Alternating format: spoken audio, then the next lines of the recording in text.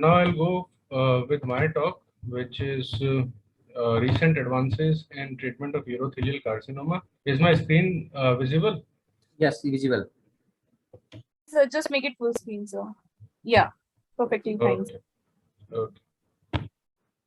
So, as you all know, that bladder cancer is highly chemosensitive, radiosensitive, as well as in the even in the neoadjuvant as well as in the metastatic setting, there is very good response with platinum-based chemotherapy. But there is always a challenge after the first line chemotherapy. What should be the ideal way to manage? Whether we should observe and wait for the progression and go for second line chemotherapy, or should we start a maintenance therapy? So if we before 2021, we used to give first line chemotherapy 6 cycles or more than 6 cycles as per the tolerance of the patient and response, followed by observation only. Now we have various options for treatment of advanced urothelial carcinoma, and also coming to the neoadjuvant setting in the bladder cancer. So neoadjuvant chemotherapy has always been a source of attraction because it gives a survival benefit of around 6%, 10-year survival benefit of around 6%. So even 6% is not that much, and definitely each and every medical oncologist want to harness further options to give immunotherapy or chemotherapy in the neoadjuvant setting, giving much benefit to the patients. So if it comes to neoadjuvant setting, so in the muscle invasive bladder cancer, initially there was a radiation. People used to give neoadjuvant radiation till 1980, and now it's obsolete completely.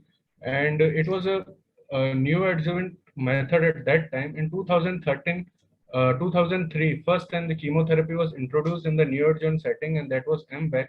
And further, in 2005, those dense MBEC showed further survival benefit as compared to MBEC only.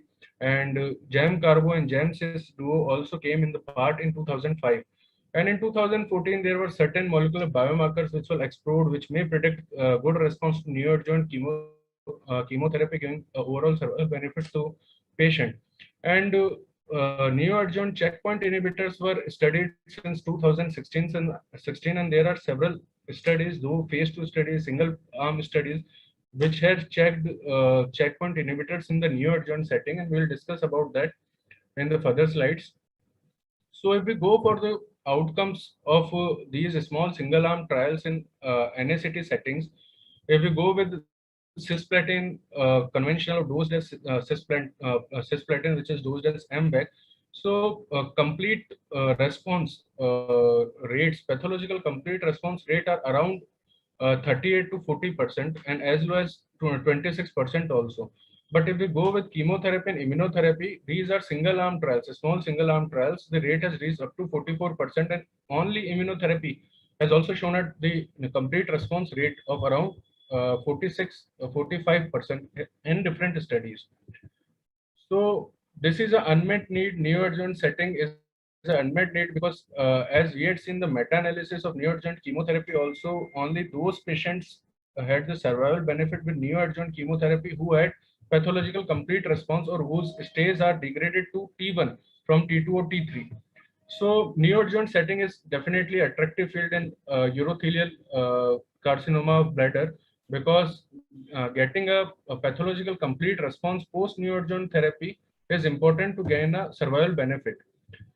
So what are the various therapies at present which are approved in advanced urothelial carcinoma? So if it comes to advanced urothelial carcinoma, so we know since the 1970s till 2017, chemotherapy was the only option available with us. In the 1970s, cisplatin was introduced gradually. Combination chemotherapy was introduced in 1980, and then combination chemotherapy with gemcitabine was introduced in 2008. And now it's an immunotherapy era. So since 2017, there are several data to use immunotherapy in the metastatic settings in the first line if PDL1 is good, and pembrolizumab, atezolizumab are approved agents for first line therapy in metastatic CA bladder as per the PDL1 and CPS scores. And avelumab is now in 2021 being approved as a monotherapy, as a maintenance therapy after gemcitabine and cisplatin or gemcitabine carboplatin. if there is a partial response or there is a non-progressive disease. So why it is necessary to give a maintenance therapy after a first line therapy? Why can't we just observe? So if we see the real world data, there are several studies which are showing that only 35 to 40% of the patient who progresses on first line therapy goes for second line therapy. These patients are attrition maybe because of disease progression, because of deteriorating PS with progressive disease, or because of unwillingness of patient to receive further treatment. So there is only 40% chance that we can deliver second line chemotherapy to the patients, and so a maintenance therapy is very much necessary, and prolonging the first PFS to as much as possible so that patient survival can be increased, or there can be overall survival benefit. So this is a need to give maintenance therapy after first line chemotherapy, so that patient, there is no attrition in the patient or less attrition in the patient population. So first line therapy, as we all know, is always platinum based, and around 50 to 70% patients which are diagnosed upfront as advanced urothelial carcinoma receives cisplatin, are cisplatin eligible, and around 30 to 50% are ineligible. And what are the ineligibility criteria? We'll discuss in the next slides. So these ineligible patients, around 75% of these patients are eligible for carboplatin based therapy, and rest 25% out of these ineligible population is either suitable for immunotherapy, or they go for single agent gemcitabine or paclitaxel as per the comorbidities and patient status. And the factors which decide is the performance status and renal function, neuropathy, age, and other factors. So what are the criteria which says us that whether it is a platinum eligible or whether it is a platinum ineligible? So it is a result of a survey of 60 medical oncologists which were dealing in genitourinary carcinoma only in US.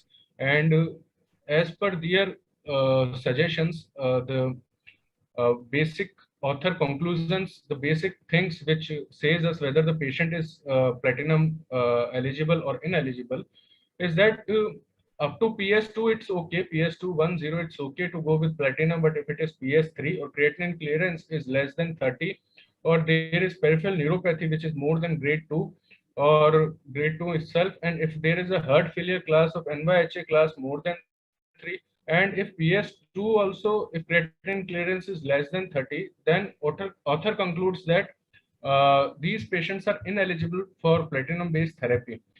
And 94% of these medical oncologists said to give carboplatin followed by avelumab maintenance for cisplatin ineligible patients.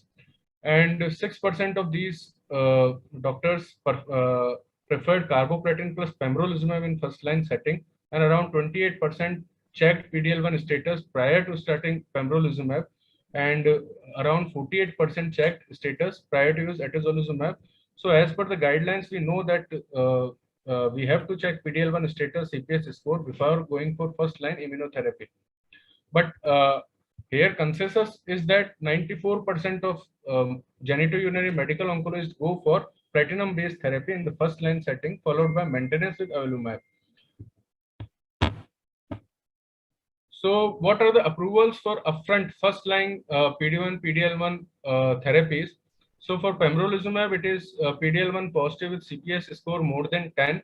We can go with pembrolizumab as a first line immunotherapy, and for atezolizumab, we can go with CPS score of more than 10, more than 5%. But all of these patients should be platinum ineligible to go with immunotherapy in the first line setting. So till now, what are the various approaches which we have? What are the various options which we have to maximize the overall survival of advanced urothelial carcinoma patient? So first is the wait and watch, which was till 2021. We had this option only. We used to give first line chemotherapy, then we observe till the disease progression, then we go for second line chemotherapy. Second is switch maintenance, which we have now with avelumab. We give first line chemotherapy induction followed by maintenance with immunotherapy, and on progression we go for second line therapy. And third is continuation of maintenance therapy that we give with chemotherapy and immunotherapy upfront, and then after that we go with maintenance immunotherapy, and after that we go for second line therapy.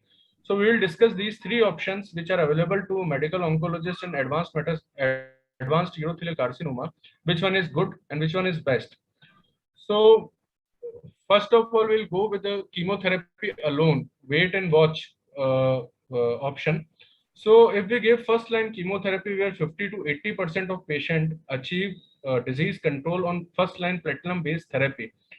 However, overall survival is limited because gradually these tumor get chemo resistant and progresses on these therapy. And after even after giving second line therapy, median overall survival with this approach if is around 14 to 50 months if we go with cisplatin based chemotherapy, and almost similar if we go for carboplatin based chemotherapy. So median overall survival of the patient who receive first line chemotherapy observation followed by second line chemotherapy is around 14 to 15 months as per different studies. If we go with chemotherapy plus immunotherapy in the first line setting, so what are the options which are available with us? So there are three studies which has been done, and IM Vigor gave atezolizumab with chemotherapy. There was PFS benefit, but even after second interim analysis, there was no survival benefit. And atezolizumab with chemotherapy is not approved for first line setting. If we go for Keynote 361, then pembrolizumab with platinum-based chemotherapy was given. It was negative study, and there was no survival of PFS benefit. And darolutamab plus tremelimumab was also given. That was also a negative trial, Danube trial, and did not miss overall survival endpoint. So I don't think that there is any good option of giving upfront chemotherapy and immunotherapy in the first line setting, as there is no PFS or overall survival benefit in any phase 3 study till date. And if we go for switch maintenance study, so we have a very strong data of Javelin Bladder 100, which showed us that there is a significant overall survival benefit if we go with platinum-based chemotherapy followed by avelumab maintenance.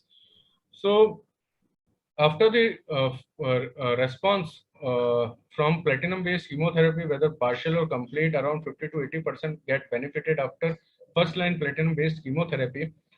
So, however, if we go for observation, these patients progresses within 9 months, and overall median overall survival is around 14 to 15 months, as we had seen. So, Javelin Bladder 100 uh, uh, study had the first line chemotherapy for fixed duration, 4 to 6 cycles, followed.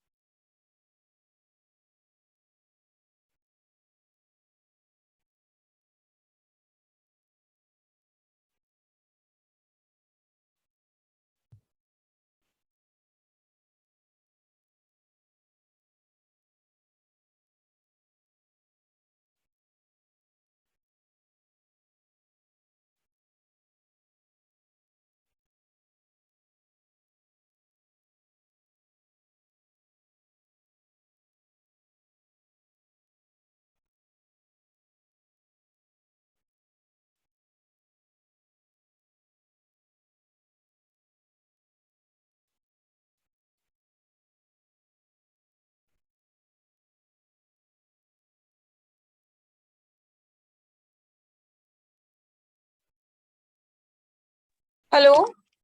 Sir, your voice is not audible, sir. We can't hear you, sir. No, sir.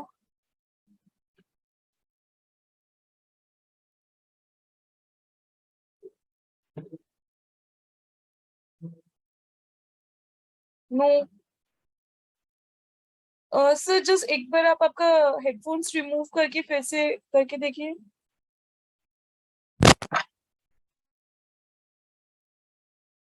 No, sir.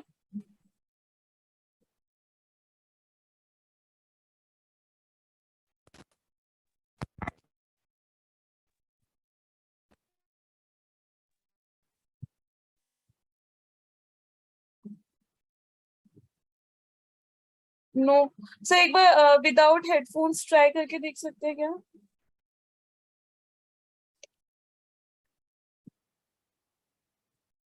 We can't hear you, sir.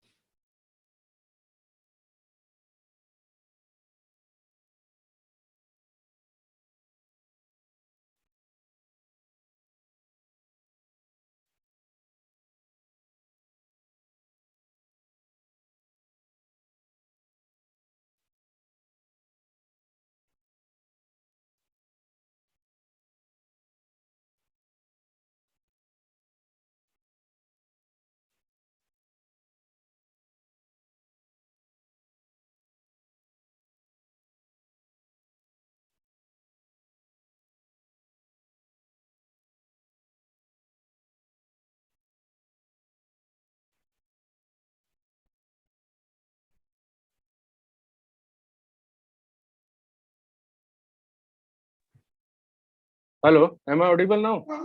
Yes, sir. audible. So can I Okay. share your slides? Yeah, you can share my slides. Okay.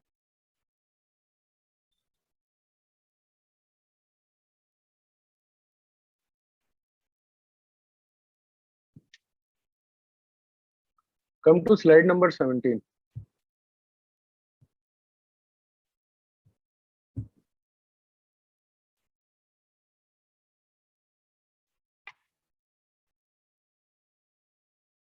Hello.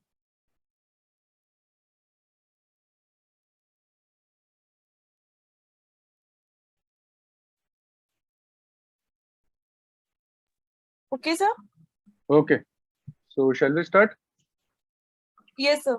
So as we were discussing, Javelin Bladder 100 phase 3 study. So around 700 patients were randomized in 1:1 fashion in avelumab arm as well as by supportive care alone arm after first line chemotherapy. And each of these patients had received either CR, PR or had stable disease. And these patients were further stratified according to the best response to first line induction chemotherapy and metastatic site, whether they are visceral or non-visceral. And coming to baseline characteristics, so median age was around 68 and around 75% patients were male and all were of good PS, 0 to 1 PS. And visceral metastasis was there in 55% of patients. Next slide, please. And first line chemotherapy regimen. So most of these patients had received gemcitabine cisplatin, 52%, followed by 42% gemcitabine carboplatin, and 6% received other regimens. Next slide, please, consisting of platinum compound. So coming to overall survival and investigator assessed progression-free survival in these uh, overall population. So more than 2 years of median overall survival and more than 2 times of PFS was seen in the avelumab arm as compared to best supportive care arm only. So median overall survival was around 23.8 as compared to 15 in avelumab arm versus best supportive care arm respectively. And at 2 years, median survival was around 50% in avelumab arm as compared to 38%. And similarly, at 36 months, median survival was around 36% as compared to 29.8% in best supportive care arm only. Similarly, there was significant PFS benefit, and median PFS was around 5.5 months as compared to 2 months in best supportive care alone. And if we go with the PDL1 status, next slide, please. So overall survival as well as PFS benefit was seen in PDL1 population also. Here the survival benefit was more as compared to overall population, and median survival was around 30 months as compared to 18.5 months in best supported care only. And at 2 year median, at 2 year overall survival was 58% as compared to 42%. Similarly, there was significant PFS benefit in PDL1 population in avelumab arm as compared to best supported care alone. Median PFS was around 7.5 months as compared to 2.8 months only in best supported care arm. And coming to safety profile, next slide, please.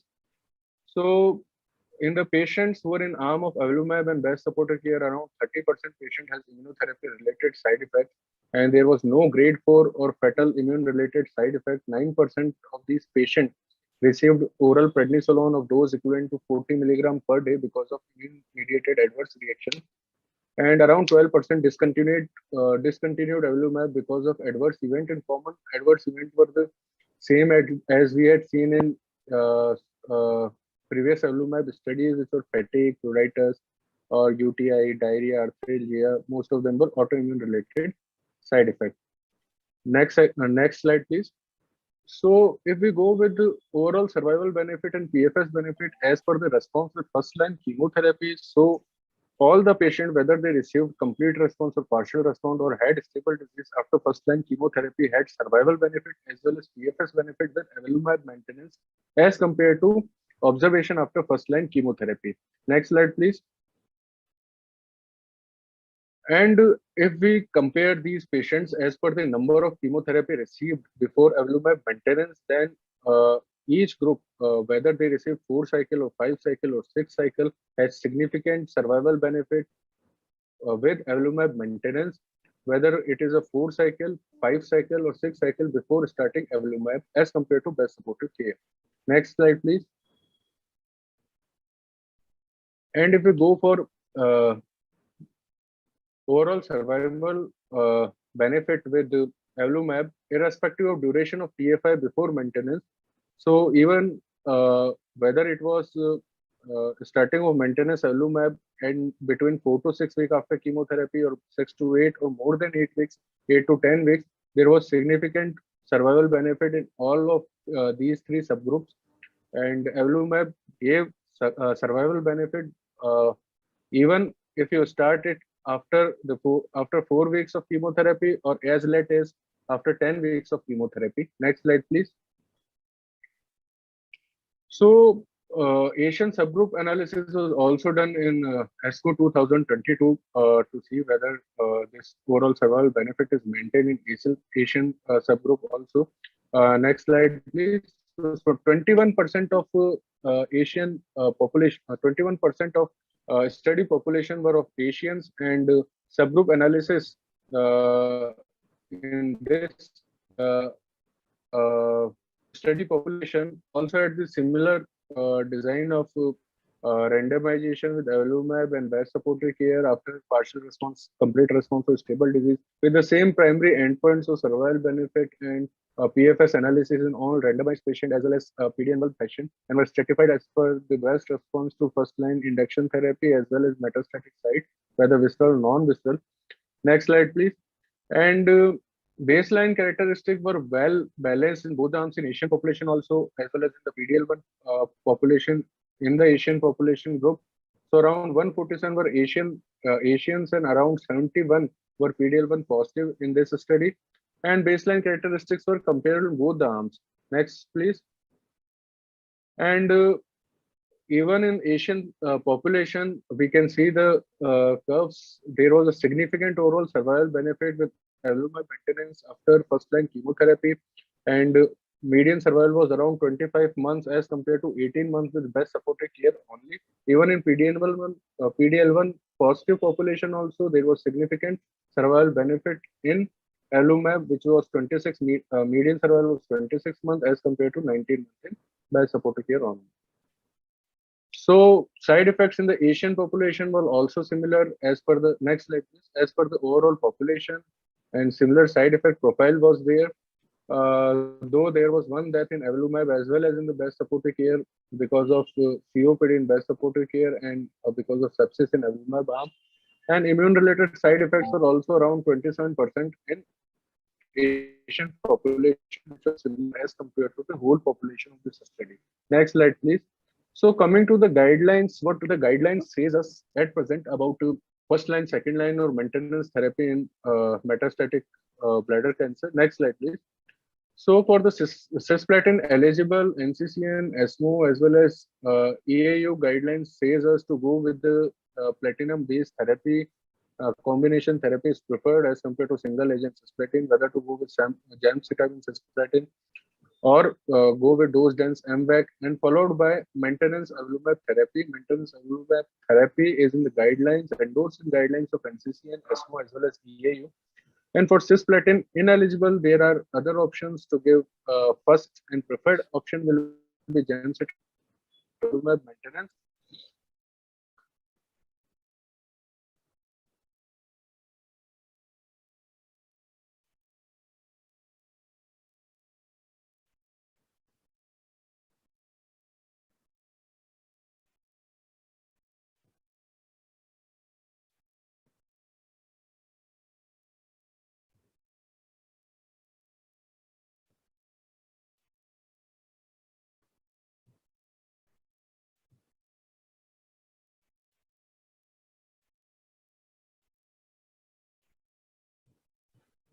Am I audible? Yes, Dr. Rohit, audible.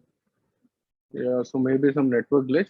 So for cisplatin ineligible, we can go with gem carbo followed by avelumab maintenance, which is category 2A, and we can also go with atezolizumab or pembrolizumab as per the PDL1 status and as per CPS score.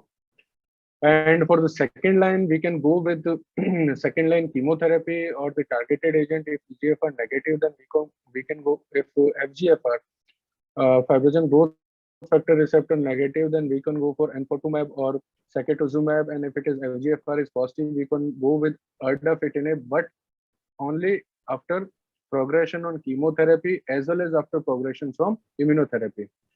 So, coming to Javelin Bladder 100 trial summary of the patients who progressed after the avelumab. So, around 43 patients are still out of 700. Around 43 patients are still on. Next slide, please. Are still on avelumab and best supportive care, whereas 307 had discontinued. And out of these 307, significant number, that is 122, are not on any second line treatment. And the patients 185 who are receiving second line treatment, most of them are on platinum-based chemotherapy only, re-challenged with platinum-based chemotherapy or other anti-cancer agents, non-platinum-based therapies, and around 11 only are on immunotherapies at present. Next slide, please. So if we go with overall survival in avelumab, as per the second line treatment, so there is no survival difference whether we give chemotherapy or immunotherapy or other platinum-based therapy in second line setting. And though we can definitely see there is a good response rate with chemotherapy in second line setting if we re-challenge with second line platinum based chemotherapy. Next slide, please. And coming to the phase 3 study, which is a new option available to us if a patient is FGFR negative and the patient is progressed on platinum based chemotherapy. So we have now option of enfortumab vedotin, which is a chemotherapy conjugated antibody. And this phase 3 study showed that there is a survival benefit as compared to chemotherapy in the second line setting post progression on the first line chemotherapy, cisplatin based chemotherapy. And these second line chemotherapies, as per the treating physician's choice, and there was survival benefit in using enfortumab post progression on first line chemotherapy with cisplatin. So median PFS was around 5.5 months as compared to 3.7 months in second line chemotherapy setting, and overall response rate was also good with enfortumab, which was around 41% as compared to 18%. And disease control rate was also significant with 71 months as compared to 53 months with second line chemotherapy. Though side effect profile was definitely in favor of chemotherapy, though almost all the, if we go with overall adverse event rates, though it was similar in both chemotherapy as well as enfortumab vedotin arm, and serious side effects are also well matched in both the arms. So enfortumab vedotin is also option available to us after progression on first line platinum based chemotherapy. And next slide, please. And then there is a phase 2 study of erdafitinib, which has shown us PFS as well as survival benefit. Next slide, please. Which has shown at PFS as well as overall survival benefit. It was a single arm study. So there was PFS benefit, median PFS of around 5.5 months after the progression on second or third line prior lines. And if we go with the prior immunotherapy, around 5, if we go with first or second or third line prior lines of chemotherapy, then PFS was around 5 months or 5.7 months. Even if patient has received prior immunotherapy, then still PFS was around 5.7 months. So it is also option available to us, erdafitinib, especially in FGFR positive urothelial carcinoma. If there is progression on chemotherapy followed by immunotherapy, we can challenge the patient with erdafitinib, which can be our preferred third line. Next slide, please. And then upfront to pembrolizumab in keynote 45. So this was a study, phase 3 study, which compared pembrolizumab with the chemotherapy, which was paclitaxel, docetaxel, and venflunine in the patients who had transitional urothelial carcinoma of pelvis, ureter, or bladder, and had previous first or second line of platinum-based chemotherapy has progressed within 12 months after a definitive treatment with platinum-based therapy. So it was a second line setting, and second line immunotherapy was compared with the second line chemotherapy, and there was significant survival benefit in the pembrolizumab arm, and best response and best PFS benefit was seen in the patient who had PDL1 positive disease and whose CPS score was 10 or more than 10. Next slide, please. So, how to maximize benefit from first line therapy for this to get the maximum median overall survival with different strategies, as we had already discussed. We can go with the platinum based treatment followed by maintenance immunotherapy, where we have the option of Elumab, which is the best way to go. We can go with chemotherapy with immunotherapy maintenance.